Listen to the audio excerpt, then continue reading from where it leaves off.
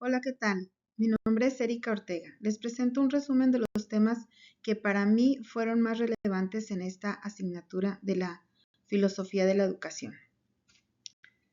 Filosofía de la educación. La filosofía griega marcó profundamente la manera en que entendemos la educación. Sócrates, Platón y Aristóteles propusieron ideas que todavía hoy siguen presentes en la enseñanza. Sócrates pensaba que educar no era transmitir información, sino ayudar al alumno a descubrir respuestas mediante preguntas. Su frase era: no puedo enseñar nada a nadie, solo puedo hacerles pensar. En cambio, Platón comparó la educación con salir de una cueva, pasar de las sombras al conocimiento verdadero. Su frase era: la educación es el arte de dirigir el alma hacia la luz. Aristóteles explicó que la educación forma hábitos buenos para alcanzar una vida equilibrada. Su frase: la virtud se adquiere practicándola. La ontología en la educación pregunta no solo qué sabe el estudiante, sino quién está llegando a ser. Y el arete y paideia, los griegos buscaban formar personas excelentes en lo moral, intelectual y social. En conclusión de este tema, la filosofía griega sigue siendo actual, porque educar no solo manifiesta enseñar contenidos, sino forma personas capaces de pensar, actuar con valores y comprender un papel dentro de la sociedad. Por eso, la educación moderna necesita conservar esa dimensión humana y adaptarla a los retos actuales. Siguiente tema: educación en el Renacimiento y filosofía contemporánea de la educación. Aquí analizaremos cómo la educación cambió durante el Renacimiento y cómo esas ideas se comparan con la filosofía contemporánea. Durante el Renacimiento se retomaron ideas clásicas y se amplió la educación hacia nuevas áreas de conocimientos. Algunas de ellas son valorar la razón, la ciencia y el arte, así como la educación deja de ser solo religiosa. En el tema teología y sacerdotes, la religión siguió siendo base importante de la formación intelectual, aunque también surgieron nuevas ideas. Educación relacionada con el arte ayudó a comprender mejor al ser humano y la naturaleza, integrándose al aprendizaje. En el empirismo cambió la forma de la enseñanza, porque impulsó a aprender observando y comprobando. Por decir algunos ejemplos: observa cómo crece una planta al recibir luz y agua. Relacionar un experimento en laboratorio para comprobar una reacción química. Resolver algún problema analizando resultados y comprobando soluciones. Diferencias principales entre el Renacimiento y la filosofía contemporánea. El Renacimiento impulsó una educación basada en la razón y la cultura, mientras que la filosofía contemporánea se enfoca en que el estudiante participe activamente y aplique lo aprendido y desarrolle pensamientos críticos. En conclusión de este tema, es que ambos periodos siguen siendo importantes porque muestran que la educación debe formar personas con conocimientos, creatividad y pensamiento crítico, preparadas para emprender su realidad y participar en la sociedad. Siguiente tema: educación en el Renacimiento.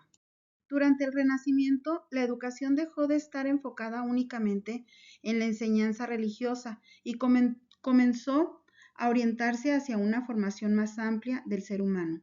Se valoró el uso de la razón, la observación y el estudio de disciplinas como filosofía, historia, literatura y arte, porque se consideraba que aprender también significaba comprender mejor al mundo y desarrollar capacidades intelectuales y creativas.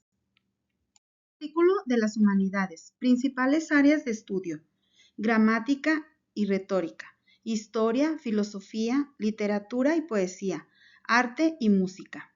La gramática y la retórica enseñaban a escribir, a hablar correctamente y defender sus ideas con claridad. En la historia, permite conocer acontecimientos pasados y entender cómo cambia la sociedad con el tiempo. Filosofía. Ayudaba a reflexionar, analizar y desarrollar pensamientos críticos sobre diferentes temas de la vida. En la literatura y la poesía sirven para enriquecer el lenguaje, expresar sentimientos y comprender obras importantes. En el arte y la música son importantes porque desarrollan actividad, sensibilidad y capacidad de observar el mundo de otra manera. Todas estas áreas buscan formar una persona completa, no solo con conocimientos, sino también con capacidades de pensar, expresar y comprender mejor la realidad. Principales diferencias de Edad Media sobre el Renacimiento. En la Edad Media, la educación tenía un carácter principalmente religioso y buscaba formar personas obedientes dentro de la fe. En cambio, durante el Renacimiento surgió una versión más amplia, donde el ser humano se convirtió en el centro del aprendizaje. Esto permitió que la educación incluyera las artes, la ciencia y el uso del razón, impulsando una forma de pensar más crítica y reflexiva.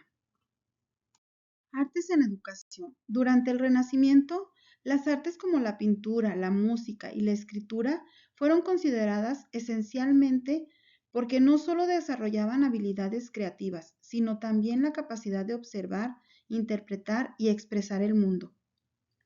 Se pensaba que una educación completa debía incluir conocimientos, sensibilidades y pensamientos. En este tema también se habla de Erasmo de Róterdam. ¿Por qué?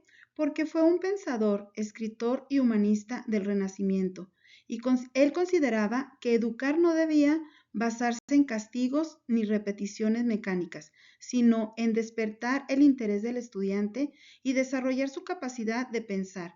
Para él, la educación debía formar personas cultas, reflexivas y con valores, capaces de comprender el conocimiento y aplicarlo en la vida social. En conclusión de este tema, el Renacimiento dejó bases importantes para la educación moderna porque unió ciencia, arte y desarrollo humano. En conclusión final, después de analizar estos temas, me di cuenta que la educación siempre ha tenido como objetivo formar personas completas, no solo transmitir conocimientos.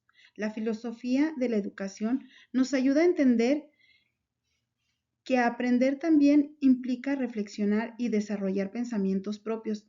Durante el Renacimiento se dio una gran importancia a la razón, las artes y la humanidad, mientras que en la actualidad se valora más el pensamiento crítico y la participación del estudiante. Por eso, educar hoy significa integrar conocimientos, valores y creatividad para enfrentar mejores los retos de la sociedad. Esto ha sido todo por mi parte.